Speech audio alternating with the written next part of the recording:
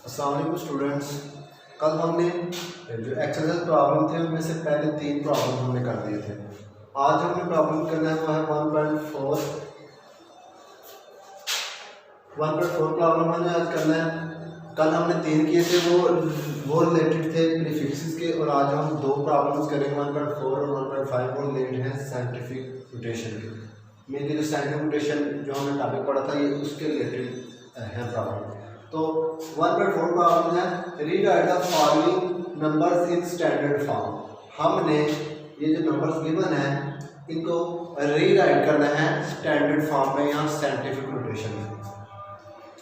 तो आप देखें कि हमें ऐसा लग रहा है कि जैसे देखें तो ऐसा लग रहा है कि जैसे ये नंबर पहले ही साइंटिफिक नोटेशन में गिवन है, क्योंकि साइंटिफिक नोटेशन में क्या होता है कि किसी भी नंबर को हम 10 की पावर में चेंज कर देते हैं और ये नंबर 10 की पावर में चेंज हुए हैं। अब हमने क्या करना है कि ये जो 10 की पावर्स हैं इनको नहीं कुछ भी कहना, हमने सिर्फ ये जो नंबर्स गिवन है इनको साइंटिफिक नोटेशन में चेंज करना है। ये नंबर्स, इन नंबर्स को, वो क्योंकि आप गौर करें तो ये नंबर जो 11, 68, 32, 725, 0.02 ये नंबर जो साइंटिफिक नोटेशन में तीनों पॉइंट्स थे उनमें जो पहला पॉइंट्स था उसको वे नहीं कर रहे। वो पहला पॉइंट्स क्या था कि डेसिमल पॉइंट जो है ना after the first non digit के बाद होना चाहिए। ये देखें इसका डेसिमल पॉइंट यहाँ पे है और इसके आगे 4 पॉइंट्स है, इसका मतलब है ये 4 डिजिट बाद इसका डेसिमल पॉइंट है, और इसी तरह इनमें भी।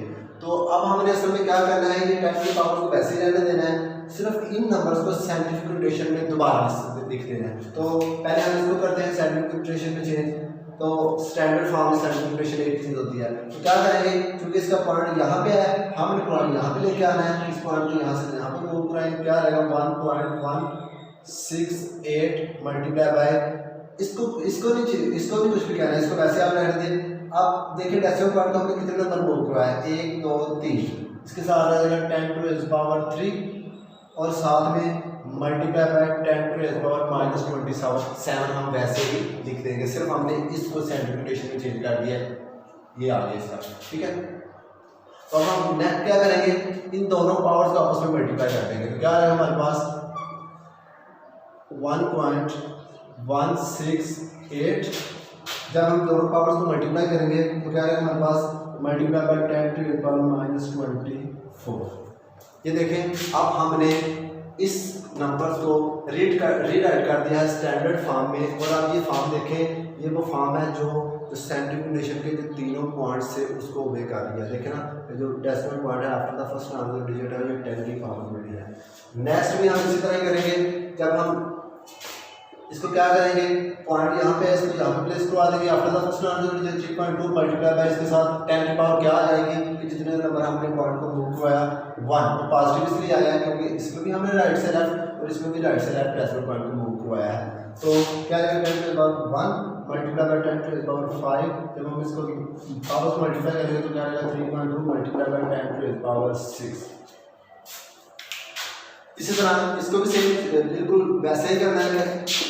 क्या रहेगा यहाँ से डेसिमल पॉइंट को यहाँ पे लाना है, क्या रहेगा 7.25 multiply by 10 to the power 10 की पावर कितनी आएगी 1, 2 और पॉजिटिव आएगी, और multiply by 10 to the power -5 kg, ठीक है ना। तो जब हम इन दोनों पावर्स को मल्टीप्लाई करें तो हमारे पास आंसर आ जाएगा 7.25 multiply by 10 to the power, ये पावर्स आपस में ऐड हो जाएंगे, 2 - 5 क्या रहेगा -3 और साथ में क्या है kg है।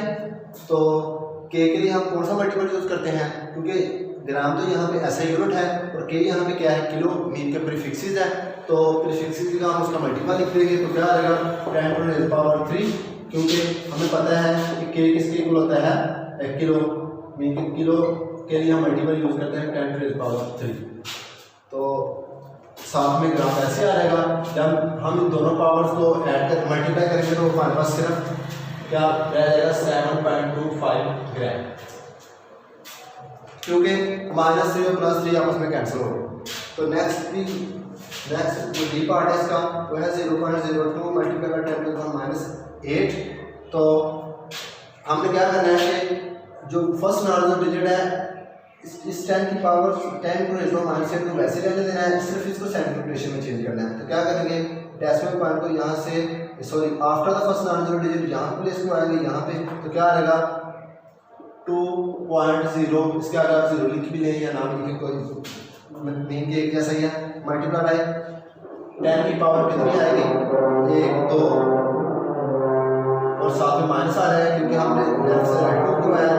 मल्टीप्लाई 10 माइनस 8, जब हम इन दोनों को मल्टीप्लाई करेंगे तो क्या आ जाएगा हमारे पास 2.0 मल्टीप्लाई बाय 10 माइनस 10। ये हमने इसको सेंट्रल रोटेशन में चेंज करना है।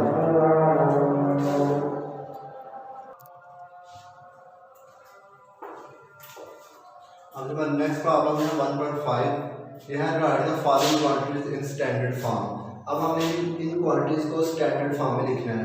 तो पहले था rewrite the following quantities in standard form. Rewrite का मतलब होता है, रीराइट में जब आ जाएगा क्वेश्चन के रीराइट करें, उसमें क्या करना है कि जो भी 10 की पावर 7 गिवन होगी उसको आपने कुछ नहीं कहना, उसको वैसे ही लिख देना है।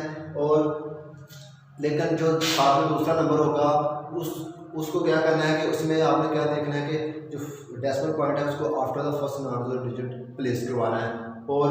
और दूसरी बात यह है कि उसमें क्या करना है आपने कि जो यूनिट के साथ प्रीफिक्स गिवन होगा उसको आपने उसका मल्टीपल उसके साथ लिख देना, फिर मल्टीपल को भी उसके साथ मल्टीप्लाई करना है। मीन के जब पावर मल्टीप्लाई होगी तो आपस में जो नंबर मल्टीप्लाई होंगे तो पावर ऐड हो जाएगी। तो अब हमारे पास है 1.5 right the following quantities in standard form. तो ये बहुत ईजी है, ये पहले तीनों बिल्कुल सेम है, बिल्कुल चारों ही सेम है। इसके लिए सिर्फ हमें ये करना पड़ेगा कि जो एक दिन में सेकंड होते हैं वो पहले फाइंड करने पड़ेंगे, फिर उसको करना पड़ेगा चेंज सेंट्रल रोटेशन में स्टैंडर्ड फॉर्म में। तो मैं ये पहला बिल्कुल सेम है, ये भी सेम बिल्कुल ईजी है, ये भी ईजी है, ये भी ईजी है, ये तीनों ही सेम है। तो जो थर्ड पार्ट है इसका सीमा को करने लगाओ, इसको हमने सेंट्रल रोटेशन या स्टैंडर्ड फॉर्म चेंज करना है। इसका पॉइंट यहाँ पे है क्योंकि जिस नंबर में पॉइंट डेसिमल पॉइंट नहीं होता उसका हम राइट साइड को कंसीडर करते हैं।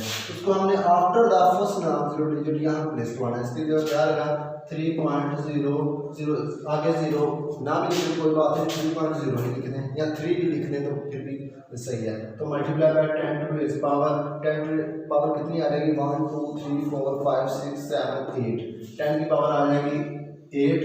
तो 8 पॉजिटिव ही आएगा क्योंकि हमने डेसिमल पॉइंट को राइट से लेफ्ट मूव किया और साथ में मीटर पर सेकंड आ गया। ये हमने इसको स्टैंडर्ड फॉर्म में चेंज कर दिया।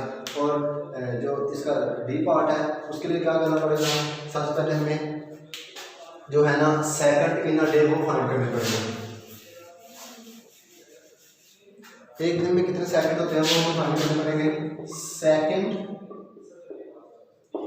इन अ डे, एक दिन में कितने सेकंड होते हैं हमें पता है। एक दिन में 24 आवर्स होते हैं और एक आवर में 60 मिनट होते हैं और एक मिनट में 60 सेकंड होते हैं। तो जब हम तीनों नंबर को मल्टीप्लाई करेंगे हमारे पास टोटल एक दिन में सेकंड आ जाएगा। जब इनको मल्टीप्लाई करेंगे हमारे पास आंसर आ जाएगा 86400 सेकंड। अब हमने इस नंबर को साइंटिफिक नोटेशन में चेंज कर देना है। तो कैसे करेंगे, इसका पॉइंट भी यहाँ पे है, इसको यहाँ पे प्लेस करवाएंगे।